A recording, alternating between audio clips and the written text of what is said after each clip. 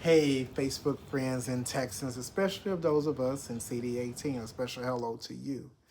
All right, so welcome back to my candidate series where I try to keep it real and also keep it local sometime, just most of the time now, so you can make a more informed decision before you go vote. Now, this topic that we're going to be talking about, our candidates that we're going to be talking about, is kind of personal to me. Now, personally, I am a precinct chair in the Northwest section of Houston, precinct 1074 in the Willowbrook area. This is my congressional district that we're going to be talking about today, Congressional District 18. Well, at least for the time being. And yeah, that's a little sarcasm because our Republicans in Austin and also Washington have inserted themselves in the love of redistricting so it can help certain people stay in office. All right, so today we're going to be talking about two Democratic candidates running to fulfill the remainder of the term of the late Congressman Sylvester Turner. Now, before we go any farther, let's be very transparent. This is not an endorsement of any candidate. This is strictly voter education information so you can make a more informed decision before you head to the ballot box, okay? All right, so let's talk about Amanda Edwards. She's going to be our first candidate. All right, she is a former Houston City Council member at large, meaning she represented the entire city of Houston, not just one district. That role requires balancing the needs of neighborhoods across Houston, from infrastructure to housing and economic development and public safety. Now, she also has a professional background in economic development and also public finance, given her experience with how public funds are structured, allocated, and also leveraged to support long-term growth. Okay? Now, Amanda has previously run for Congress for Congressional District 18 before, so she enters this race with direct federal level experience, established campaign infrastructure, and also a clear understanding on how Washington policy decisions and funding streams directly across a large urban district like CD18. Now let's talk a little bit about her background and also her platform and record also. Now, based on her record and also her platform, Amanda approaches leadership from a more governance and growth perspective with emphasis on, and this is directly from her actual website. We're going to list that up there.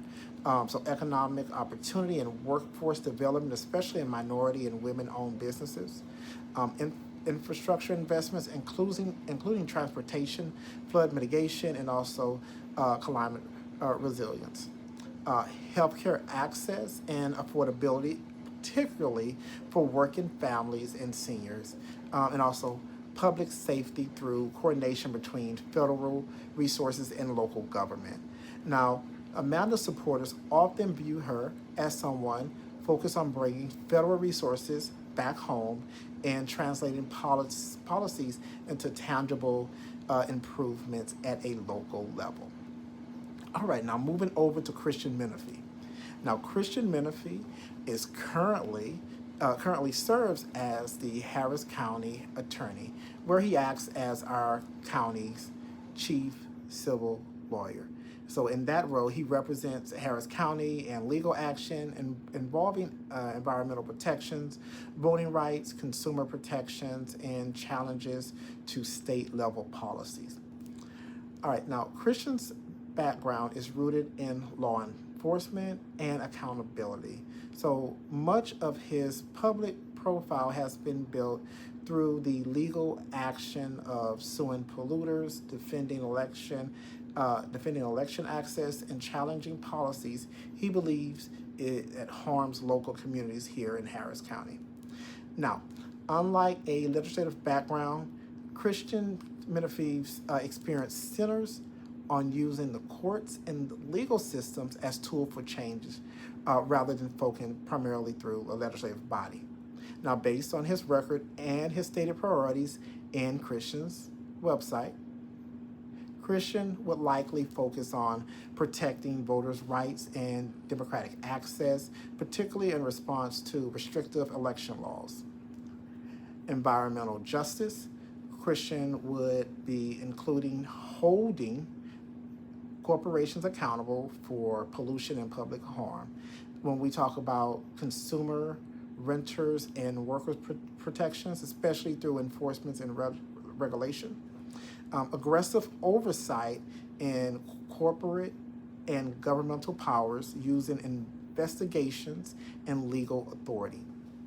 Now, voters are drawn to Christian who often want a representative who is willing to be direct, assertive, and confrontational when it's necessary, especially when challenging systems of power. Now, let me tell you why this matters for CD18, okay?